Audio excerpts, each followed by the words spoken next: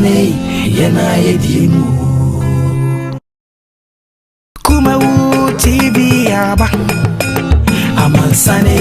yena yedimu Kumawu TV aba Amansane yena yedimu Sini papa bena upe biyashe Amansane winyano baby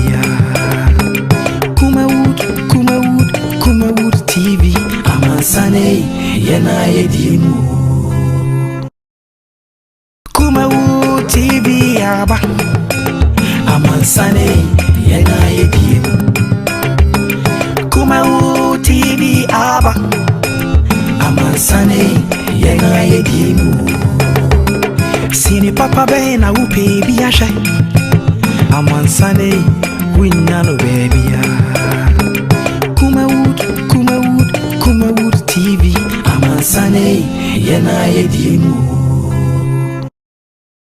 Kumawood TV aba Amansane yena yedimu Kumawood TV aba Amansane yena yedimu Sini papa bena upe biyashe Amansane winyano baby Kumawood TV Amansane yena yedimu Kumawood TV aba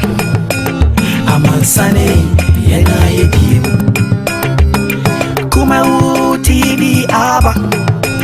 Amansane yena yedimu Sini papa bena upe biyashe Amansane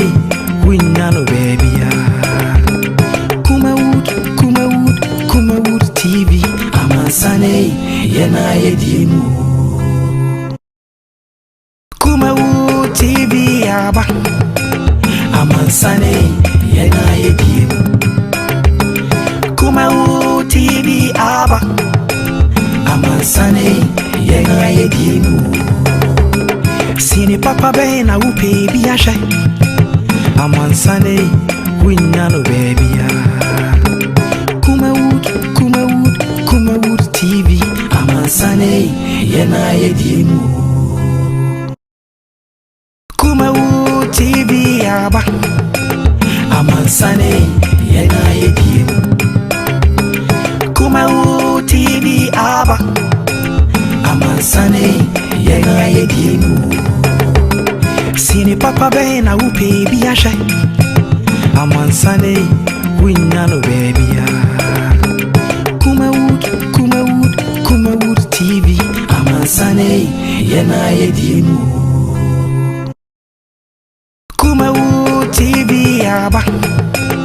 Amansane yena yedimu Kumawood TV aba Amansane yena yedimu Sini papa bena upe biyashe Amansane winyano baby Kumawood TV Amansane yena yedimu Kumawood TV aba Amansane yena yedimu Kumawood TV aba Amansane yena yedimu Sini papa bena upe biyashe Amansane winyano baby Kumawood TV Amansane yena yedimu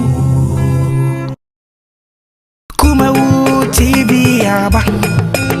Amansane yena yedimu Kumawood TV aba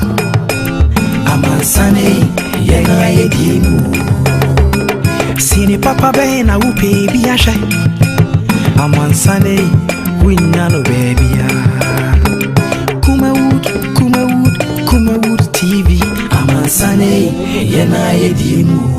Right, ebusia ya mamo ajo na emakwaba efa emra Sinopi, the hottest socio-political program yade Ebron Kumawood TV Juada ekwesi efiada bia no na yaboyi na dem se dwumade no ahyase na nei the seminal Dawson Shaden so say na 14th of July 2021 yatra si nyamre na yetumi di Ghana ho enkomo nsamo gabi ochidako eni ono so akasa e kirem se nsamo Ghana fo ka e de fasika ye de ma mampani ayirenom na be de ayirenom no amanfo ese Lodina Mahama on fare de Emra Mahama yere fare de Emra o se de mo kano ni kwa mo kan sa vize obia no e wo ne pe we eye de Rebecca ene Samira na aye enti emien so bi chinchin so fare de Emra the issue surrounding the whole process of Sikano and de Emma the former and current first and second ladies ni binyamre na yetumi edi ho enkomo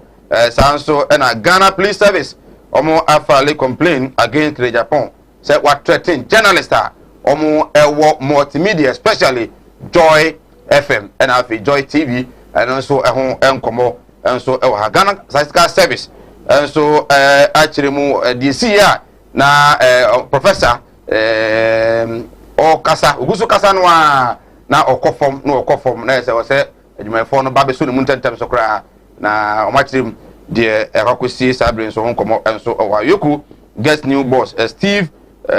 Raymond enenei ono yeyi ne se o me yoku pani e wo man Ghana dra MC application enso no ya se on redraw fi se de si adua no na no ho ebomu bi eno so honkomo o ebenyamre na yetumi the COVID-19 still na kwa na ekosoro yare ne kwa na ekosoro a ekona nim sa enya agromeni hospitals bu okura no a ya de se omo short oxygen ama ehon komo so no enso abepimu e wa ebenyamre na yetumi adi ehon enkomo 5 million bribery scandal allegation ya de abo Ghana's IGP Ghana's Chief Justice ura enim yeboa eno so ehon komo ha na NDC for tirim se ade de be ya nka on tranchen na nhwemu no entumi enkoso esedin katia de nsemi etumi etu dwa NPP national chairman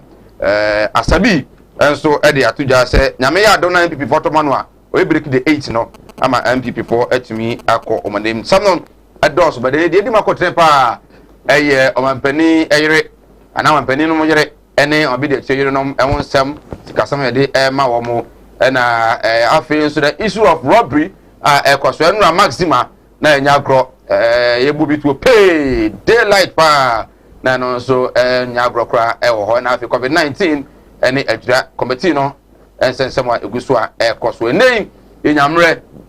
na yetumi edi nkomen fa sada evma God's Way Casket Shop ewo Kumasi Asafo Liberal about sanso na sedabio enko emfa Malam Muhammad Spiritual Herbal Center kwa etibi eskafo amantem kuma training institute women day ya na training no eba so trainer Ghana city spread na ye jiwo sedabio enko informatal heat na topate clinic se enei wa ya sabia kese ba kwa yare ya betimi akwa jare satitu ene ye maame ne papa mu a mumfie kwa ni monko na monko konya hoden se be me kredonko ewa hoden na otimi bonto my Ghana United four steps akese no monso monko ho na entimi emo na afi awa travel and logistics makachi was akontu Dubai ebeya dama enya adwuma ye adwuma bia da wasomadwo eje sika behwefie dia na awa travel and logistics and ye kanfo ede mo nyina na eso aseme de dwuma de no etumi ede abram once again mo adwo na emo akwa ba dwuma de no eye Senopia ha eye Kumawu TV mo he Facebook no eye Kumawu TV kwa wo like no ahye na from so enya bi ahwe YouTube enso eye Kumawu TV bidin ede se mic wo he numbers na go screen ase no a na odi wo message no afaso e de aba WhatsApp and afi ordinary message and so and a voice note so de bantamo a na enyamre akenkan atumi e de ama ene ukuada ene menya openikese ba ko ofia we leader and founder e de ma Ghana Freedom Party ono so asai presidential candidate 2020 January elections e ko ye no na ni din e wa bato krata ne so Ghana for ebrebro apem ene to aba e de ema no kire se omo oni mugidie se nkobe wampani a obetumi aboa ama my Ghana etumi afa nto apa e de afira ona oba ba ko a sabi Ghana for yiranim se won shedan ko school no akiri na so no watumi akona nimu a ne electoral commission na ada kwafo ad na John Dramani Mahama a contest elections e o my Ghana oyokuani wadi assembly woman pen na mami ehye mankuna pa bi se ne tibia ene se de osi arise akoduru oman no no ehye yenu anom ma sabi bi amanko school na mo nso no mo wo pesa mo politics no ehye mo nkuna pa ma be na me body din enye no no yes her excellency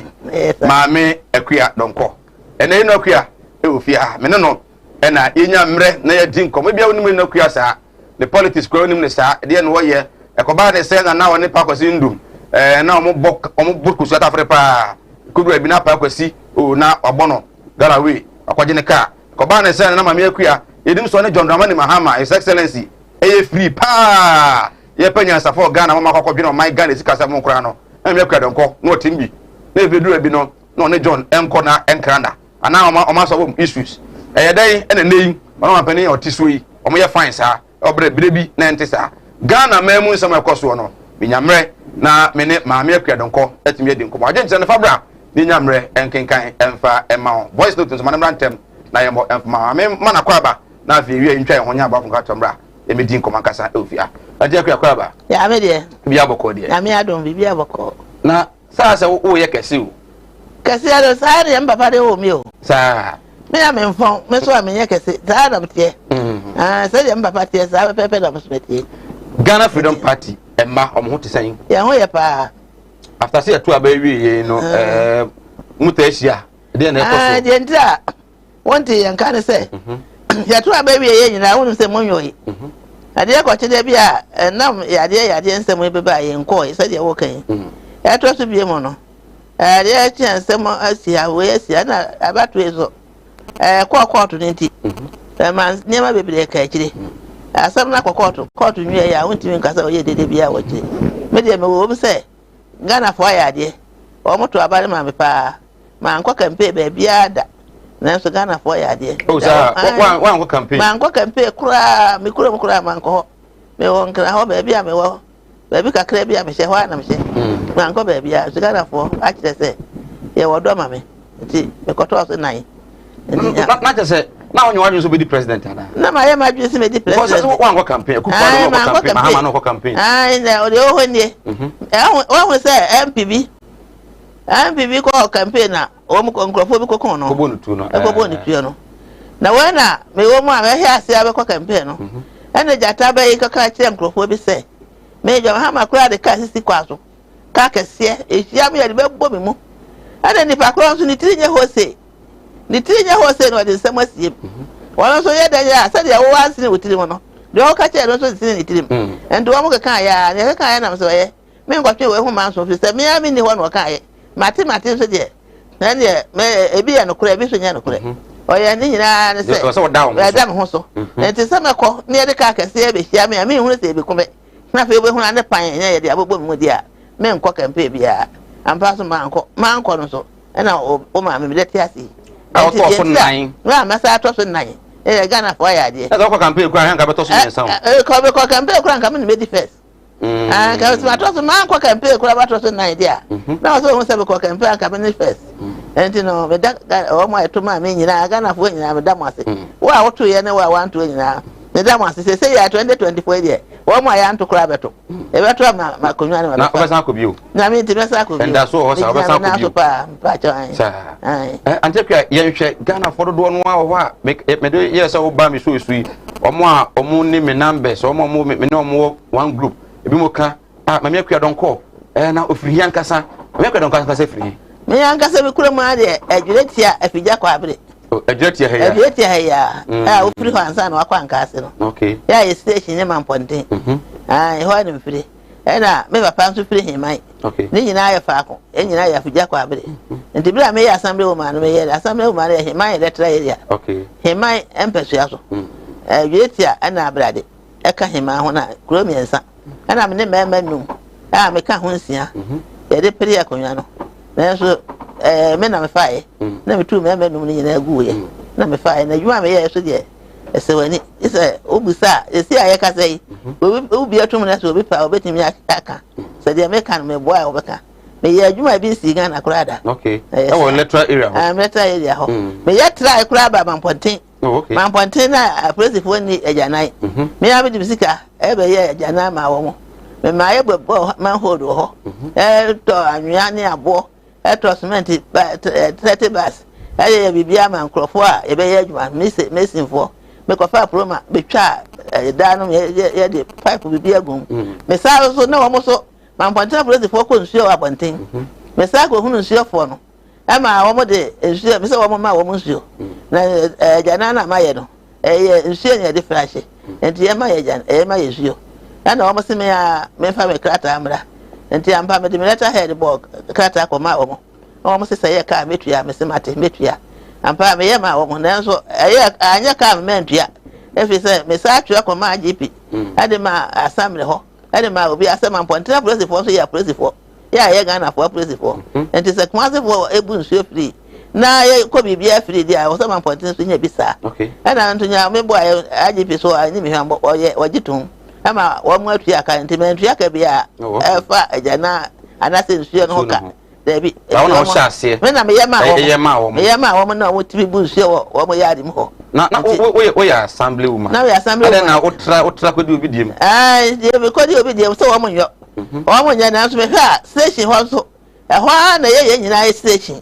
ho na ye station me won sa asepa wa dwetia ho we atwe nkrofo abaji anam ne ye twe me ya be buru me anu adwane aba mamponte apolice fo no so mpa me mitimi ne ye da ho ma de eche enti ho ye station enti ho court kura na ho so court so ne agya nan eno so ye bi ma wo mo ama me ye notice board ye din krata atata so enso me ye bi board mamponte ne ho ho na wo mo dan ase ye nyina me bisiesie ba wo mo enso de me ho nka me ho afi kode na wo mo so police fo ni adwaye ye ni ba bi ye soja jaade ni adwaye ni bi court no so sara court so ni ajadan eno so ne ho de ye misika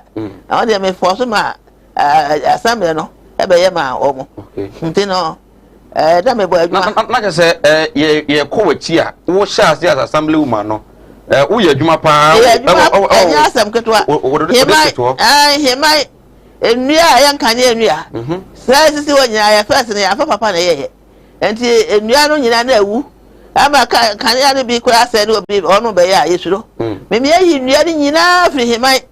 ekronum asa de eyi wires na dada ni nyina ama ya ma wo nyina afoforo ya de ana mita obi a oni mita nyina nya bi ana wo mo so a new site anso me de fidie yi kwan to mu be aboa so ni de no mo pake ya ka won ekwa ni anante na monkwan akọ efie me de fidie yi kwan ma wo mo me sa de kan ya no fa ho nyina asa ma wo mu suo enti ma ni agro da dweti anso hemai na obi akọfo obi wo wirem akoda asa wakọ wuro pono me de ho asem ti me ka che se ye ni suo me etu nsuo abonte baabi a e wo hemai me sa tu nsuo abrade e ma wo mo abrade nsuo ada wire mo e fre na suofu e ho nso me ya me ko ye nsuo no e ma ne ye na bura e be me cement ko to ye ne bros na ye na bura ye de bucket tu